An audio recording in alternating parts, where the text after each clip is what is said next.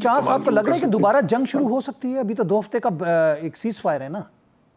جی دیکھیں میں تو سمجھتا ہوں، میں اس کو زیادہ دیکھ رہا ہوں ایز اے پوسچرنگ، جو ہے نا دونوں طرف سے پوسچرنگ ہو رہی ہے. اور جس طرح میں کہہ رہا ہوں اور میں کہہ رہا ہوں کہ بالکل، اور جس طرح میں نے کہا کہ یہ تو وہ دوبارہ سے اپنی بارگیننگ پوزیشنز کو بہتر کرنے کی کوشش کر رہی ہیں دونوں سائڈز جو ہیں. تو اب اگر اس طرح ہے تو جو ہے نا پھر آنے والے دنوں میں دوبارہ سے یہ مذاکرات کہیں پہ شروع ہو باب سکتے ہیں. المندب کا بھی ذکر کیا ایران نے کہ جی وہ بھی حوثیز جو ہیں وہ بند کر دیں گے.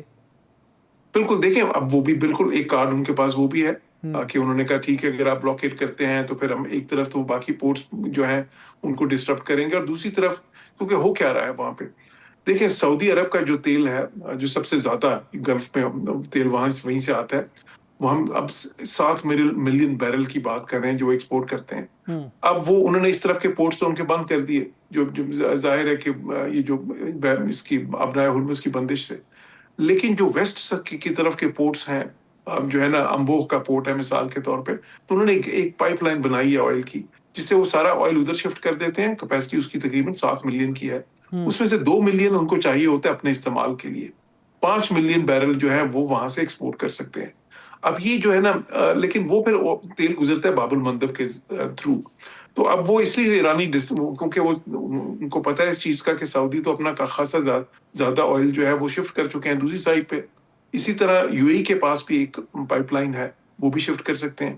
جو ملک شفٹ نہیں کر سکتے اس میں بحرین آتا ہے، ان کا تو خیر بہت تھوڑا سا ہے، زیادہ جو اہم ہے وہ قطر ہے اور کویت ہے. ان کے پاس یہ گنجائش موجود نہیں ہے، ان کو صرف انہی پورٹس کے ذریعے اور صرف ابنائے ہرمز کے ذریعے کر سکتے ہیں. تو لیکن سعودی عرب والا جو تیل ہے بہت اہم ہے، اتنے 5 ملین بیرل جو تیل ہے، تو اس پہ وہ پھر وہ کہتے ہیں کہ ہم اس کو بھی ڈسٹرپٹ کر سکتے ہیں. ہوتیز کیونکہ وہ ہوتیز تو ابنائے ہرمز کے کنارے پہ ہیں، وہاں سے وہ اگر وہ تھریٹ کریں کہ جی ہم شپس کو اٹیک کریں گے تو بالکل وہ ڈسٹرپٹ ہو سکتا ہے. تو اس لیے یہ دیکھیں یہ ساری جو ہے جس طرح میں نے کہا یہ تو پریشر ٹیکٹکس ہے نا جی، یہ تھوڑا سا اور دونوں سائڈ سے ہو رہی ہیں اس وقت. لیکن ہمارا جو ہے نا اور ہماری امید یہ ہونی چاہیے کہ یہ کہ اس نہج پہ مسئلہ نہ جائے جہاں پہ وہ اپنی یہ والی لیوریجز ایکچولی استعمال کرنا شروع کر دیں.